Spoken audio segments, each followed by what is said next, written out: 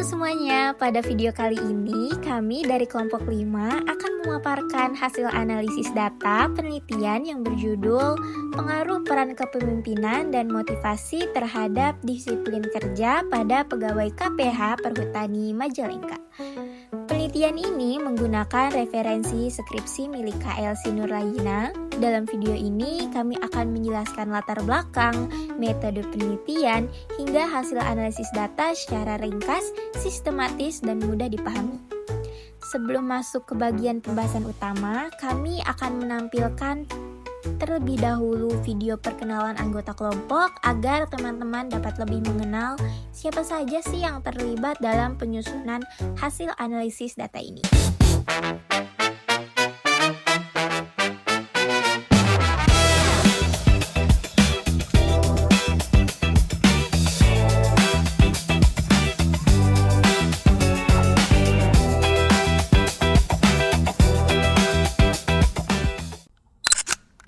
Pada bagian latar belakang ini dapat dijelaskan bahwa keberhasilan suatu organisasi sangat ditentukan oleh kualitas sumber daya manusianya.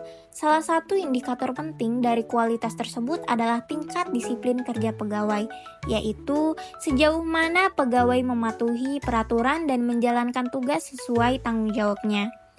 Namun, dalam praktiknya masih ditemukan permasalahan terkait rendahnya disiplin kerja yang berdampak pada produktivitas dan efektivitas organisasi. Dua faktor yang diyakini mempengaruhi disiplin kerja adalah kepemimpinan dan motivasi. Kepemimpinan yang efektif mampu menciptakan lingkungan kerja yang kondusif dan memberikan arahan yang jelas. Sementara motivasi menjadi pendorong internal bagi pegawai dalam menjalankan tugasnya. KPH Perhutani Majalengka juga menghadapi tantangan dalam menjaga kedisiplinan pegawai. Oleh karena itu, hasil analisis data ini dilakukan untuk mengetahui sejauh mana peran kepemimpinan dan motivasi berpengaruh terhadap disiplin kerja pegawai di lingkungan tersebut. Saya akan menjelaskan uji asumsi klasik yang pertama, yaitu uji normalitas. Uji normalitas adalah uji statik yang digunakan untuk mengetahui apakah data penelitian distribusi normal atau tidak. Pada penelitian ini, uji normalitas dilakukan dengan menggunakan grafik normal p-plot of regression standard region residual. Berdasarkan grafik yang ditampilkan dapat dilihat bahwa titik-titik data menyebar di sekitar dan mengikuti arah garis diagonal. Hal ini menunjukkan bahwa residual dalam model regresi distribusi normal. Selanjutnya, uji multikolinearitas adalah uji statistik yang digunakan untuk mengetahui apakah terdapat hubungan kolerasi yang tinggi antar variabel independen bebas dalam suatu model regres. Berdasarkan tabel koefisien, diperoleh nilai tolerans dan varians inflasi faktor. Untuk masing-masing variabel independen, nilai tolerans untuk variabel peran kepemimpinan X1 dan motivasi X2 adalah sebesar 0,792 berdasarkan nilai FIV masing-masing sebesar 1,262. Karena nilai tolerans lebih dari 0,10 dan nilai PIV kurang dari 10, maka dapat disimpulkan bahwa tidak terjadi multikolinearitas dalam model regresi ini. Selanjutnya, uji heteroskedastisitas adalah bertujuan untuk mengetahui apakah varians residual dalam model regresi bersifat konstan atau tidak. Jika varians residual tidak konstan, maka terjadi heteroskedastisitas. Uji ini dilakukan dengan melihat nilai signifikansi pada tabel koefisien serta didukung oleh grafik scatter plot. Berdasarkan hasil uji, diketahui bahwa nilai signifikansi untuk masing-masing variabel independen lebih besar dari 0,05. Hal ini menunjukkan bahwa tidak terdapat pengaruh signifikan antara variabel independen terhadap residual. Selain itu, dari grafik scatter plot terlihat bahwa titik-titik menyebar secara acak, tidak membentuk pola tertentu, dan tersebar di atas serta di bawah sumbu nol. Jadi dapat disimpulkan bahwa tidak terjadi heteroskedastisitas hingga model regresi memenuhi asumsi klasik dan layak untuk menggunakan. Selanjutnya, uji autokorelasi. Uji autokorelasi digunakan untuk menggunakan apakah dapat berhubungan antara kesalahan pengganggu residual pada periode satu dengan periode lainnya dalam model regresi. Pada penelitian ini, uji autokorelasi digunakan menggunakan uji Darwin-Waston. Berdasarkan hasil output model summary, diperoleh nilai Darwin-Waston sebesar 1,250. Diketahui jumlah sampel penelitian adalah 65, dengan jumlah variabel independen sebanyak 2. Pada tingkat signifikansi 5% dari tabel Darwin-Waston diperoleh nilai sebesar 1,6621 sehingga 4 adalah 2,3371. Namun pada penelitian ini, Darwin-Waston sebesar 1,250 berada di bawah nilai DU yaitu 1,6621. Dengan demikian, dapat disimpulkan bahwa model regresi ini masih mengindikasikan adanya autokorelasi. Berdasarkan hasil analisis regresi, linear berganda dengan disiplin kerja Y sebagai variabel dependen serta peran kepemimpinan X1 dan motivasi X2 sebagai variabel independen dapat disimpulkan sebagai berikut. 1. Persamaan regresi yang terbentuk adalah Y sama dengan 5,538 ditambah 0,234 X1 ditambah 0,062 X1. Artinya disiplin kerja dipengaruhi oleh peran kepemimpinan dan motivasi. 2. Konstan sebesar 5,538 menunjukkan bahwa ketika peran kepemimpinan dan motivasi dianggap konstan, maka tingkat disiplin kerja tetap berada pada nilai positif. 3. Peran kepemimpinan X1 memiliki koefisien regresi 0,234 dan nilai signifikan 0,009 lebih kecil dari 0,05. Ini berarti peran kepemimpinan berpengaruh positif dan signifikan terhadap disiplin kerja. Semakin baik peran kepemimpinan, maka disiplin kerja karyawan akan meningkat secara nyata. 4. Motivasi X2 memiliki koefisien regresi 0,062 dengan nilai signifikan 0,249 lebih besar dibanding 0,05. Artinya motivasi berpengaruh positif tetapi tidak signifikan terhadap disiplin kerja. Peningkatan motivasi belum tentu secara nyata meningkatkan disiplin kerja. 5. Secara keseluruhan, variabel yang paling dominan mempengaruhi disiplin kerja adalah peran kepemimpinan dibandingkan motivasi. Selanjutnya, analisis koefisien determinasi. Yang pertama, pengaruh parsial, yang bertujuan untuk mengetahui seberapa besar pengaruh masing-masing variabel independen secara parsial terhadap disiplin kerja sebagai variabel dependen. Variabel yang akan dianalisis yaitu X1 adalah peran kepemimpinan, X2 adalah motivasi, dan Y adalah disiplin kerja.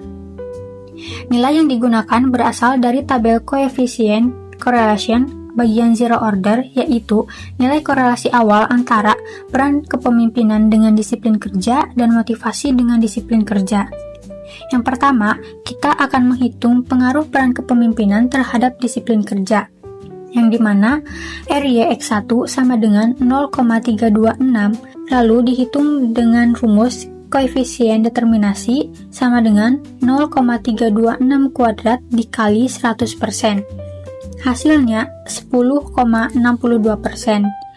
Jadi, peran kepemimpinan memberikan kontribusi sebesar 10,62% terhadap disiplin kerja, yang artinya sebagian perubahan disiplin kerja karyawan dapat dijelaskan oleh peran kepemimpinan. Lalu, yang kedua, pengaruh motivasi terhadap disiplin kerja, yang dimana RYX2 sama dengan 0,146 dan dihitung dengan koefisien determinasi sama dengan 0,146 kuadrat dikali 100%. Hasilnya 0,021%. Jadi, motivasi hanya memberikan kontribusi sebesar 0,021% terhadap disiplin kerja, Pengaruhnya ada, tetapi lebih kecil dibanding kepemimpinan. Nah, jadi kesimpulannya, peran kepemimpinan ini memiliki pengaruh parsial yang lebih besar terhadap disiplin kerja dibandingkan motivasi. Namun, kedua variabel tidak menjelaskan seluruh variasi disiplin kerja karena masih ada faktor lain. Dan yang kedua, pengaruh simultan, dengan tujuan untuk mengetahui seberapa besar pengaruh peran kepemimpinan X1 dan motivasi X2 secara bersama-sama terhadap disiplin kerja atau Y. Nilai yang digunakan berasal dari tabel model summary yang dimana R sama dengan 0,437, R square-nya adalah 0,191 dan adjusted R square-nya 0,165.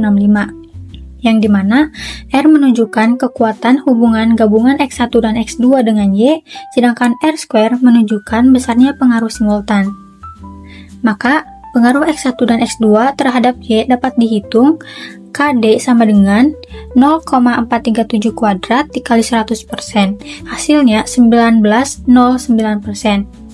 Sehingga besarnya pengaruh X1 dan X2 secara bersama-sama adalah 19,09% dan sisanya 80,91%. Dipengaruhi variabel lain yang tidak diteliti. Jadi, pengaruh kepemimpinan dan motivasi lebih besar jika dilihat secara bersama-sama dibandingkan secara parsial.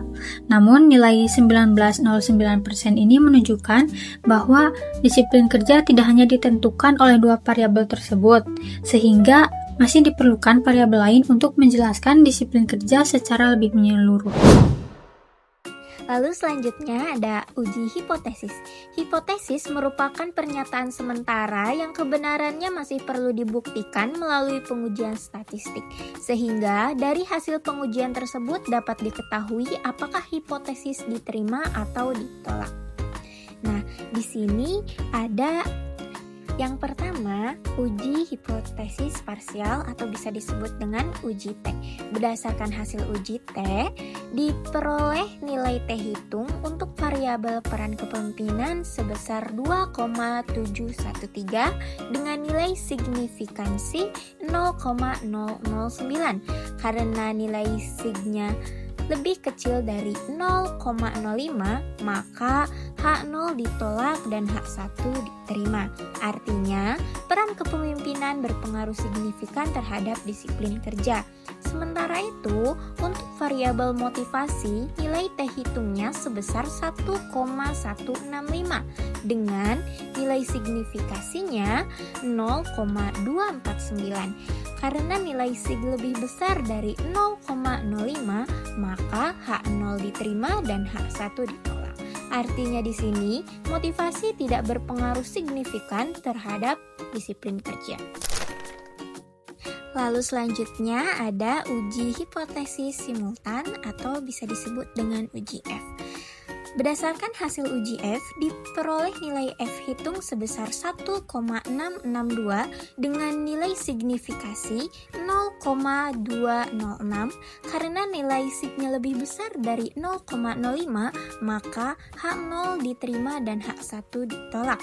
Dengan demikian dapat disimpulkan bahwa peran kepemimpinan dan motivasi secara simultan tidak berpengaruh signifikan terhadap disiplin kerja. Dari hasil analisis yang telah kita sampaikan, dapat kita simpulkan bahwa hasil penelitian menunjukkan bahwa kepemimpinan memiliki pengaruh positif dan signifikan terhadap disiplin kerja pegawai KPH Perhutani Majalengka, yang dibuktikan oleh nilai signifikan uji T di bawah 0,05, sehingga kepemimpinan menjadi faktor utama dalam peningkatan disiplin kerja. Di sisi lain, motivasi kerja berpengaruh positif, namun tidak signifikan, sehingga belum terbukti secara statistik sebagai faktor kunci. Secara simultan, kepemimpinan dan motivasi hanya mampu menjelaskan 19,09% variasi disiplin kerja pegawai, sementara sisanya dipengaruhi oleh faktor lain yang tidak diteliti. Meskipun demikian, model regresi dinyatakan layak digunakan karena telah memenuhi asumsi klasik walaupun masih terdapat indikasi autokorelasi. Sehingga penelitian ini menegaskan pentingnya peran kepemimpinan serta perlu mempertimbangkan faktor lain di luar motivasi untuk memperoleh hasil yang lebih menyeluruh.